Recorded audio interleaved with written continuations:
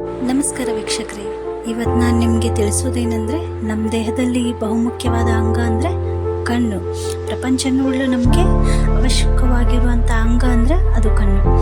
ನಮ್ಮ ಕಣ್ಣಿನೊಳಗೆ ಯಾವ್ಯಾವ ಭಾಗ ಇರ್ತಾವಂತ ಫಸ್ಟು ನಾವು ತಿಳ್ಕೊಳ್ಳೋಣ.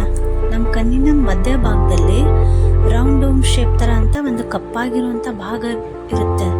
ಕಪ್ಪಾಗಿರೋ ಮೇಲ್ಗಡೆ ಇರುವಂಥ ಒಂದು ಪದರು, ಟ್ರಾನ್ಸ್ಪರೆಂಟ್ ಪದರಿಗೆ ಏನಂತೀವಿ ನಾವು, ಕಾರ್ನಿಯಾ ಅಂತ ಒಂದು ಭಾಗ ಇರುತ್ತೆ. ಇದು ಟ್ರಾನ್ಸ್ಪರೆಂಟ್ ಆಗಿರುತ್ತೆ. ನಮ್ಮ ದೇಹದಲ್ಲಿ ಬ್ಲಡ್ ಸರ್ಕ್ಯುಲೇಟ್ ಇರದೇ ಇರುವಂಥ ಭಾಗ ಅಂದರೆ ಕಾರ್ನಿಯಾ. ಕಾರ್ನಿಯಾ ಗಾಳಿಯಿಂದ ಡೈರೆಕ್ಟಾಗಿ ಆಕ್ಸಿಜನನ್ನು ಪಡೆದುಕೊಳ್ತದೆ. ಕಾರ್ನಿಯಾ ಮತ್ತು ಡೋಮ್ ಶೇಪ್ ಆಗಿರೋದು ಕಾರಣದಿಂದ ನಮ್ಮ ಕಣ್ಣಿನ ಮೇಲೆ ಬೀಳುವಂಥ ಬೆಳಕು ಬೆಂಡಾಗಿ ಬೀಳುತ್ತದೆ. ಡೈರೆಕ್ಟಾಗಿ ಬೆಳಕಿ ಕೊಡೋದಿಲ್ಲ ಕಾರ್ನಿಯಾ ಅಂತ ಪದರು. ನೆಕ್ಸ್ಟ್, ಕಾರ್ನಿಯಾ ಪಕ್ಕದಲ್ಲಿ ಇರುವಂಥ ಒಂದು ಬಿಳಿ ಭಾಗ ಅಂದರೆ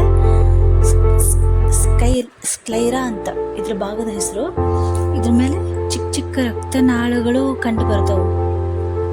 ಆಮೇಲೆ ಈ ಸ್ಕ್ಲೈರಾ ಕಣ್ಣಿನ ಹಿಂದಿನ ಭಾಗದಲ್ಲಿ ಮಿಕ್ಸಲಾರ್ ಕುಲಾರ್ ಮಸಲ್ಸ್ ಅಂತಂದು ಇರ್ತಾವೆ.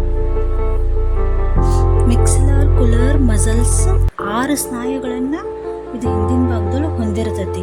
ಮತ್ತು ಕಣ್ಣು ಆ ಕಡೆ ಈ ಕಡೆ ನಮ್ಗೆ ರೊಟೇಟ್ ಮಾಡೋಕೆ ಈ 6 ಸ್ನಾಯುಗಳು ಸಹಾಯ ಮಾಡ್ತೈತಿ. ಕಾರ್ನಿಯಾದಿಂದ ಒಂದು ಕಪ್ಪು ಭಾಗ ಇರುತ್ತೆ, ಅದು ಚುಕ್ಕೆ ಥರ ಒಂದು ಚಿಕ್ಕ ಭಾಗ ಇರುತ್ತೆ. ಅದಕ್ಕೆ ಏನಂತೇವೆ ಅಂದರೆ ಐರೀಸ್ ಅಂತ ಅಂತೀವಿ ನಾವು. ಐರೀಸ್ ಕೆಲವು ಜನರಿಗೆ ಬ್ರೌನ್ ಕಲರ್ ಮತ್ತು ಬ್ಲೂ ಕಲರ್ ಕೂಡ ಇರ್ತಾವೆ. ಅದು ಅವರ ಮೆಲನಿನ್ ಕಲರ್ ಮೇಲೆ ಅವ್ರ ಕಣ್ಣಿಂದ ಐರೀಸ್ ಸೆಟ್ ಆಗ್ತಾ ಇರುತ್ತೆ. ಈ ಭಾಗದ ಮೇಲೆ ಒಂದು ಚುಕ್ಕಿ ಕಲರ್, ಒಂದು ಚುಕ್ಕಿ ಕಪ್ಪು ಚುಕ್ಕಿ ಇರುತ್ತದೆ. ಅದು ನೀವು ಗಮನಿಸಿರ್ಬೋದು. ಯಾವತ್ತಾದ್ರೂ ನೀವು ಕನ್ನಡಿಲಿ ಕಣ್ಣು ನೋಡ್ಕೊಂಡಾಗ, ಟಾರ್ಚ್ ಹಾಕಿದಾಗೋ ಎಲ್ಲರೂ ಅಬ್ಸರ್ವ್ ಮಾಡೇ ಬಿಟ್ಟಿರ್ತೀರಿ. ಅಂದರೆ ಕಣ್ಣನ್ನು ನೋಡಿದಾಗ ಅದು ಹಿಗ್ಗುದು ಕುಗ್ಗುದು ಮಾಡ್ತಾ ಇರುತ್ತೆ. ಅವಾಗ ನಮ್ಮ ಕಣ್ಣಿಗೆ ಬೆಳಕು ಜಾಸ್ತಿ ಬಿತ್ತು ಅಂತಂದ್ರೆ, ಅದು ಎಷ್ಟು ಹಿಡಿದಿಟ್ಕೋಬೇಕು, ಜಾಸ್ತಿ ಬೆಳಕು ಬಿತ್ತಂದರೆ ಚಿಕ್ಕದಾಗುತ್ತೆ ಅದರಂದ್ರ.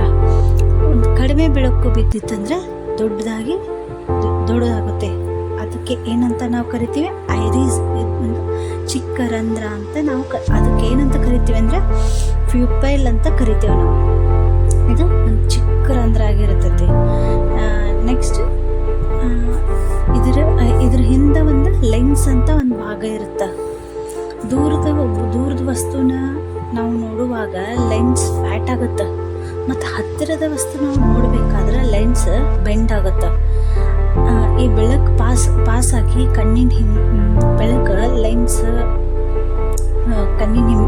ಬೆಳಕು ಲೆನ್ಸಿಂದ ಪಾಸಾಗಿ ಕಣ್ಣಿನ ಹಿಂದ್ಗಡೆ ಒಂದು ರೆಟಿನಾ ಅಂತ ಒಂದು ಭಾಗ ಐತಿ. ಆ ರೆಟಿನಾಕ್ಕೆ ಹೋಗುತ್ತೆ. ವಿಷಯದ ಬಗ್ಗೆ ನೋಡಿ, ನಿಮಗೆ ಏನಾದರೂ ನಾ ಹೇಳುವಂಥ ವಿಷಯ ನಿಮ್ಗೆ ಇಷ್ಟ ಆಗಿದ್ದೇನೆ ಅಂತ ತಿಳ್ಕೊತೀನಿ. ಇಷ್ಟ ಆದರೆ ಲೈಕ್ ಮಾಡಿ, ಶೇರ್ ಮಾಡಿ, ಮತ್ತು ಹೊಸದಾಗಿ ಯಾರಾದ್ರೂ ನನ್ನ ಚಾನೆಲ್ ನೋಡ್ತಾ ಇದ್ದರೆ ಸಬ್ಸ್ಕ್ರೈಬ್ ಮಾಡಿ.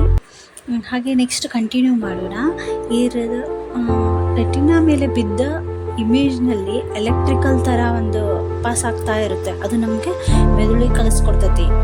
ಈ ಥರ ಇಮೇಜ್ ಬಂದೈತಿ, ಹಿಂಗೆ ನೋಡು ಅಂದ್ರೆ ಈ ಇಮೇಜ್ ನಾವು ಫೈಂಡ್ ಔಟ್ ಮಾಡೋಕೆ ಅದು ನಮ್ಗೆ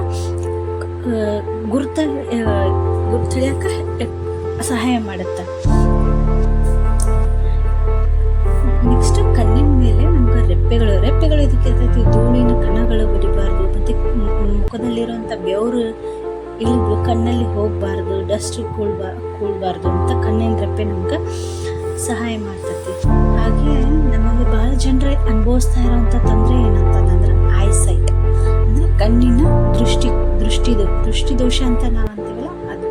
ನೆಕ್ಸ್ಟ್, ಹೊರಗಡೆಯಿಂದ ಲೈಟ್ ಏನಾದರೂ ಕಾರ್ನಿಯಾ ಲೆನ್ಸ್ ಮೂಲಕ ರೆಟಿನಾ ಮೇಲೆ ಫೋಕಸ್ ಆಗುತ್ತೆ. ಫೋಕಲ್ ಪಾಯಿಂಟ್ ಅಂತ ಒಂದು ಪಾರ್ಟ್ ಇರುತ್ತೆ. ಅದು ಕರೆಕ್ಟಾಗಿ ರೆಟಿನಾ ಮೇಲೆ ಬಂದು ಇಮೇಜ್ ಕ್ಲಿಯರ್ ಆಗಿ ಕಾಣಿಸುತ್ತದೆ. ನೆಕ್ಸ್ಟ್, ಸರಿಯಾದ ದೃಷ್ಟಿ ಇರುತ್ತದೆ. ನೋಟ ಸ್ವಲ್ಪ ಬ್ಲರ್ ಆಗಿ ಮತ್ತು ಫೋಕಲ್ ಪಾಯಿಂಟ್ ಏನಾದರೂ ರೆಟಿನಾದಿಂದ ಮುಂದೆ ಏನಾದರೂ ಇತ್ತಂದ್ರೆ ಅದನ್ನು ಮಯೋಫಿಯಾ ಅಂತ ನಾವು ಕರಿತೀವಿ. ಮಯೋಫಿಯಾ ಐಸ್ ಅಂತ ಅಂದರೆ ಸಮೀಪ ದೃಷ್ಟಿ ದೋಷ.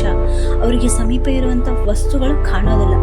ಯಾಕಂದರೆ ಫೋಕಲ್ ಪಾಯಿಂಟ್ ಅನ್ನೋದು ರೆಟಿನಾಕ್ಕಿಂತ ಮುಂಚೆ ಬಂದುಬಿಟ್ಟಿರ್ತೈತಿ. ಅದನ್ನು ನಾವು ಮಯೋಫಿಯಾ ಐ ಡಿಫೆಕ್ಟ್ ಅಂತ ನಾವು ಕರಿತೇವೆ. ಅದೇನಾದರೂ ನೆಕ್ಸ್ಟು ರೆಟಿನಾದಿಂದ ಇದ್ದರೆ ಅದನ್ನ ಹೈಫರ್ ಮಯೋಫಿಯಾ ಅಂತ ನಾವು ಕರಿತೇವೆ. ಫೋಕಲ್ ಪಾಯಿಂಟ್ ರೆಟಿನಾ ಹಿಂದ್ಗಡೆ ಇತ್ತಂದ್ರೆ ಅದನ್ನು ನಾವು ಹೈಫರ್ ಮೆಟ್ರೋಫಿಯಾ ಅಂತ ನಾವು ದೂರದೃಷ್ಟಿ ದೋಷ ಅಂತ ಕರಿತೇವೆ. ಈ ಇನ್ಫಾರ್ಮೇಷನ್ ನಿಮ್ಗೆ ಇಷ್ಟ ಆಗಿದೆ ಅಂತ ತಿಳ್ಕೊತೀನಿ. ಇಷ್ಟ ಆದರೆ ಲೈಕ್ ಮಾಡಿ, ಕಮೆಂಟ್ ಮಾಡಿ, ಶೇರ್ ಮಾಡಿ. ಹಾಗೆ ನನ್ನ ಚಾನಲ್ ಯಾರಾದರೂ ಹೊಸದಾಗಿ ನೋಡ್ತಾ ಇದ್ದರೆ ಸಬ್ಸ್ಕ್ರೈಬ್ ಮಾಡಿ. Thank you for watching.